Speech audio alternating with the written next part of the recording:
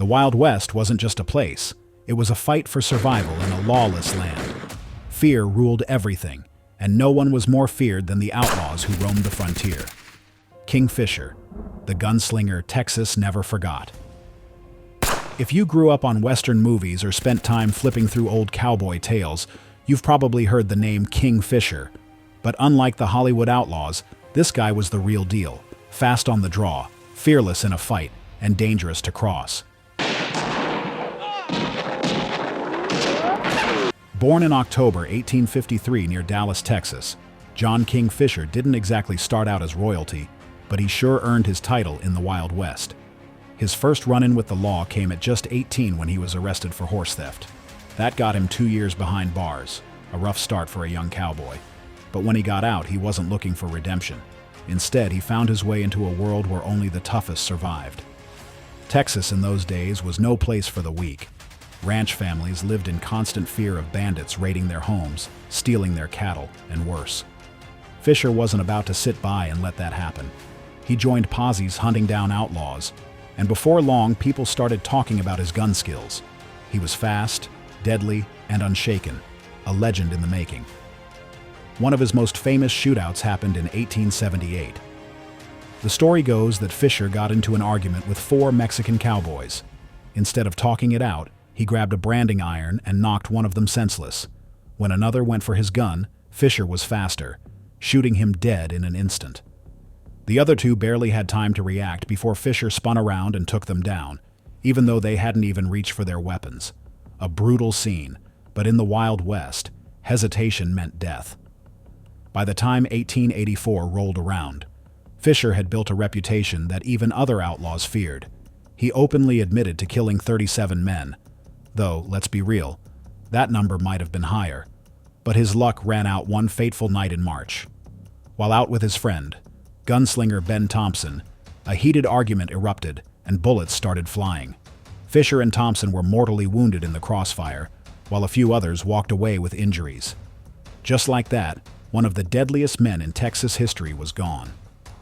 The Wild West wasn't kind to those who lived by the gun, and even legends like King Fisher couldn't outrun fate forever.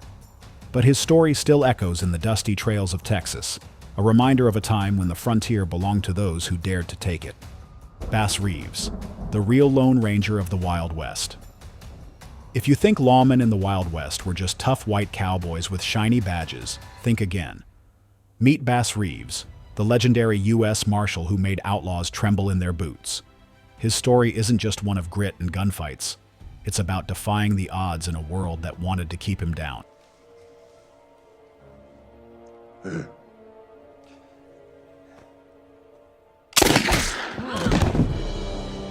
Born into slavery in 1848 in Crawford County, Arkansas, Reeves didn't get the easy start most frontier legends did. When his owner moved to Texas, young Bass was taken along. But then came the Civil War, and Reeves vanished from his master's grasp. Some say he attacked his owner and escaped. Others believe he simply saw an opportunity and ran for freedom. Whatever the case, he reappeared after the war as a free man, and one of the best lawmen the West would ever know. In a time when the frontier was teeming with bandits, killers, and outlaws looking to make a name for themselves, Reeves became one of the first African-American U.S. Marshals. But don't mistake him for just another badge-wearing officer. This guy was a relentless force of justice.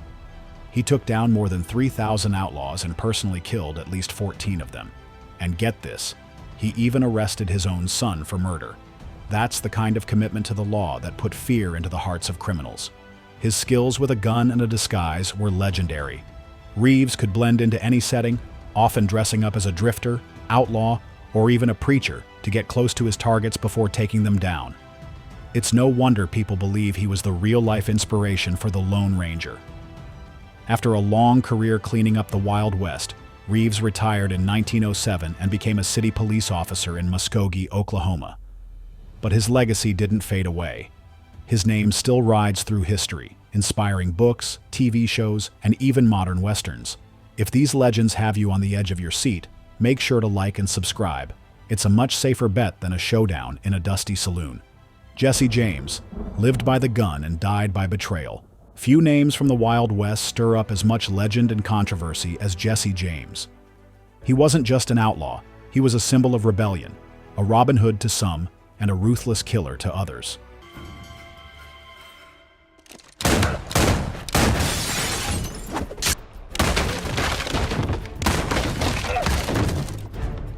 Either way, his story is one for the ages.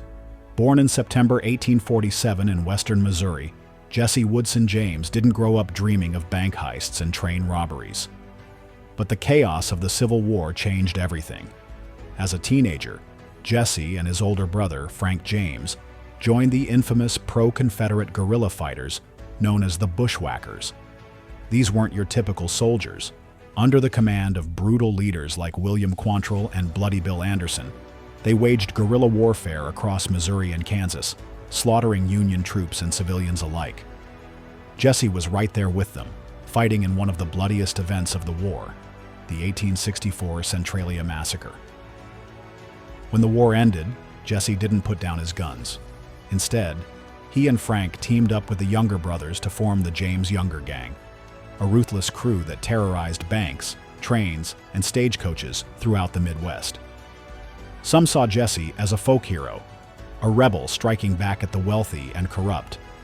But make no mistake, he was no saint. He was said to have killed at least 17 men, though some believe the real number was much higher. But even the deadliest outlaws can't outrun fate. By the early 1880s, Jesse's gang had started to fall apart. The younger brothers were captured after a botched robbery, and many of Jesse's most trusted allies were either dead or in hiding.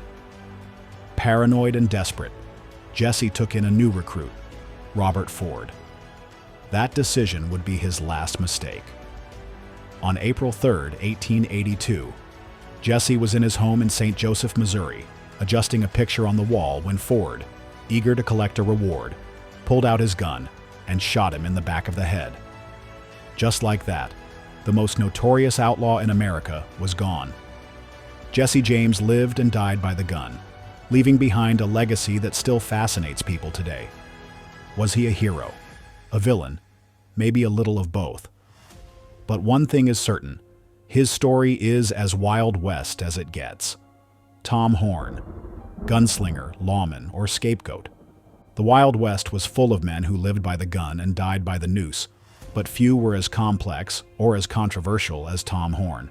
Some saw him as a fearless enforcer, others as a cold-blooded killer. But one thing is certain, his story is a tangled mess of violence, justice, and betrayal. Born in 1860, Thomas Horn Jr. had a rough start in life, but he quickly made a name for himself as a skilled scout, cowboy, and marksman. He first gained notoriety during the Lincoln County War in New Mexico, where he worked as a hired gun for cattle baron John Chisholm. In a land where cattle rustling was a deadly game, Horn was the kind of man who settled disputes with bullets rather than words. His reputation as a crack shot earned him work as a lawman, and eventually he became a Pinkerton detective. But here's where things get murky. Horn's methods were, let's just say, unconventional.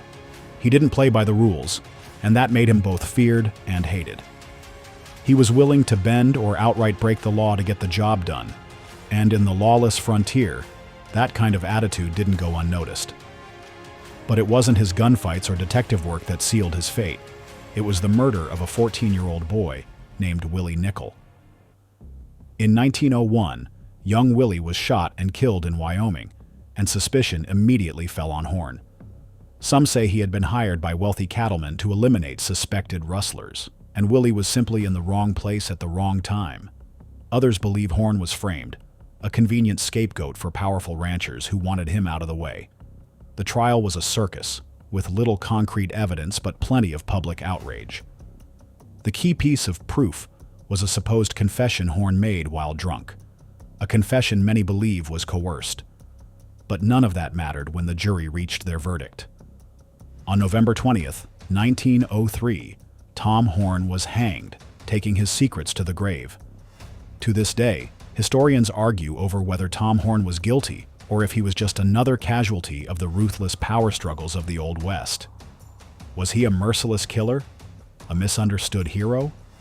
or just a man caught in the wrong fight at the wrong time? Whatever the truth, his story remains one of the most debated legends of the frontier. James "Killin' Jim" Miller.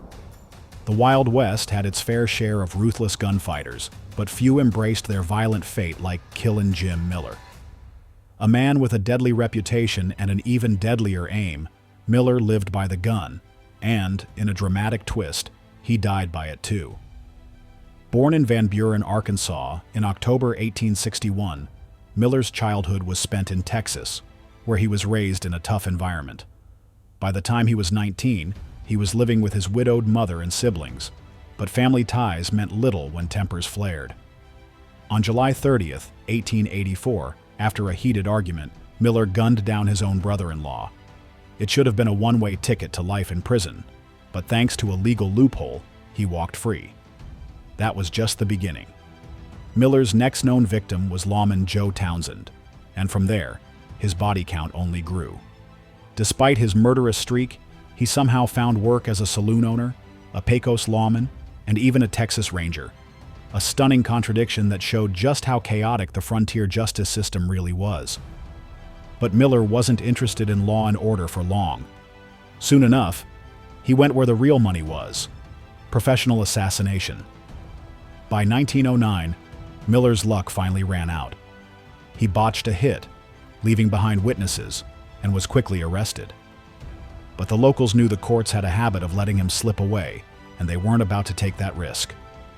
On the night of April 19, 1909, a lynch mob stormed the jailhouse, dragging Miller and 3 of his partners out for some good old-fashioned frontier justice.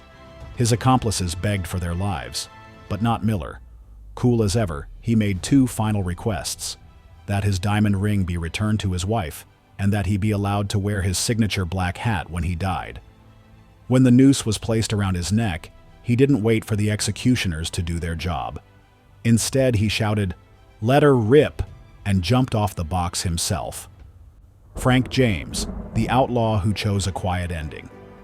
While Jesse James stole the spotlight, his older brother Frank James was just as important in the outlaw world. A mastermind rather than a gunslinger, Frank was the brains behind many of the James Younger gang's heists, helping orchestrate daring bank and train robberies across the Midwest. Born in 1843 in Missouri, Frank's life of crime started during the Civil War, just like Jesse's. The two rode with pro-Confederate guerrillas, ambushing Union troops and leaving a trail of destruction. But while Jesse became the reckless face of the gang, Frank was the planner, the one who made sure they got away. For years, Frank managed to avoid capture, outsmarting lawmen who were desperate to bring the gang down. But the wild outlaw life couldn't last forever. After Jesse was assassinated in 1882, Frank decided to do something few outlaws ever did: surrender. He turned himself in, stood trial for his crimes, and, in a surprising twist, was acquitted. Instead of going out in a blaze of glory, Frank chose a quiet life. He worked as a farmer, a theater ticket taker, and even a shoe salesman, living peacefully until his death in 1915. Compared to the bloody fates of so many Wild West outlaws, Frank James proved that sometimes the smartest gunslinger is the one who knows when to walk away. The Dalton Gang, the outlaws who pushed their luck too far. The Dalton Gang was one of the most notorious outlaw groups of the Wild West, made up primarily of the Dalton brothers, Grat, Bob, and Emmett. Unlike many other outlaws who started as criminals, the Daltons had once been lawmen, serving as U.S. deputy marshals. But the lure of easy money proved too strong, and by the early 1890s, they had turned to a life of crime, robbing banks, stagecoaches, and trains across Kansas, Oklahoma, and Indian Territory. At first, the gang had success, carefully planning their heists and staying ahead of the law. But ambition became their downfall. On October 5, 1892, they attempted one of the most audacious robberies in Western history, hitting 2 banks at the same time in Coffeyville, Kansas. It was a bold plan, but there was one big problem. The townspeople recognized them. As the gang tried to escape, heavily armed citizens and lawmen opened fire, turning the streets of Coffeyville into a deadly battleground. In the end, 4 gang members, including Grat and Bob Dalton, were gunned down. Emmett Dalton, despite being shot 23 times, survived and was arrested. He was sentenced to life in prison, but was later paroled after serving 14 years. He eventually reformed, even writing a book about his outlaw days and working in Hollywood as a technical advisor for Western films. The Dalton Gang's story is a classic tale of greed, ambition, and the dangers of pushing one's luck too far. They could have been remembered as lawmen, but instead, they became one of the Wild West's most infamous cautionary tales. John Wesley Hardin, the gunslinger who killed for any reason. If there was ever a man too mean for his own good, it was John Wesley Hardin. He wasn't just another outlaw, he was a walking, talking powder keg, ready to explode at the slightest provocation. Born in 1853 in Bonham, Texas, Hardin was raised in a religious family, but the teachings of the Bible didn't quite stick. By the time he was 15, he had already killed his first man, sparking a bloody career that would make him one of the deadliest gunslingers in the Old West. Hardin had a hair-trigger temper and wasn't picky about his reasons for killing. He claimed to have shot a man just for snoring too loudly in the next hotel room. Another time, he reportedly killed a deputy just for trying to arrest him. Whether in gunfights, gambling disputes, or drunken brawls, Hardin was never far from trouble. He was said to have killed at least 20 people, though some estimates go as high as 40. Despite his violent ways, Hardin evaded capture for years, always staying one step ahead of the law. But in 1877, his luck ran out when Texas Rangers finally caught up to him. He was sentenced to 25 years in prison, where he studied law and even wrote an autobiography, trying to paint himself as a misunderstood man who only killed in self-defense. After serving 16 years, Hardin was released and attempted to go straight, practicing law in El Paso, Texas. But old habits die hard. In 1895, a heated dispute with lawman John Selman ended when Selman shot Hardin in the back of the head at an El Paso saloon. Just like that, one of the Wild West's most feared gunmen was gone. Hardin's story is one of brutality, arrogance, and the inevitable fate of those who live by the gun. He once bragged, "I never killed a man who didn't need killing." But in the end, the Wild West caught up with him, just as it did with so many others. Clay Allison, the unpredictable gunslinger, who lived by the gun. If there was ever a man who embodied the wild and lawless spirit of the Old West, it was Clay Allison. A gunslinger, cattle rustler, and all-around menace, Allison wasn't just another outlaw. He was a ticking time bomb, known for his explosive temper and reckless nature. Born in 1841 in Tennessee, he fought in the Confederate Army during the Civil War, but his service was cut short due to a severe head injury. Some say the injury left him prone to violent mood swings, making him even more erratic and unpredictable. Once the war ended, Allison moved west to Texas and quickly earned a reputation as a dangerous man, one you didn't want to cross. Unlike most outlaws, Allison didn't kill for money or fame. Instead, he seemed to kill purely on impulse. One moment he'd be charming and friendly, and the next he'd be drawing his gun over the smallest insult. He was involved in several high-profile duels, including one with Chunk Colbert, a feared gunfighter. The two sat down for dinner before Colbert challenged Allison to a duel. Allison waited until Colbert reached for his gun and then shot him dead mid-meal. When asked why he accepted the dinner invitation in the first place, Allison supposedly replied, "I didn't want to send a hungry man to hell." Despite his reputation for bloodshed, Allison wasn't a typical outlaw.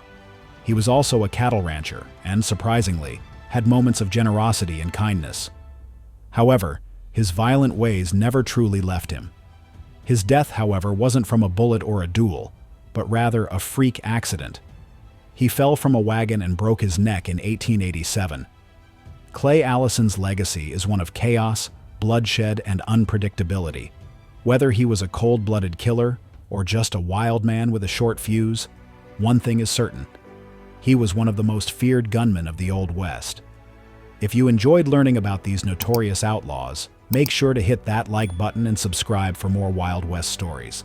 Until next time, stay sharp and keep your gun holstered.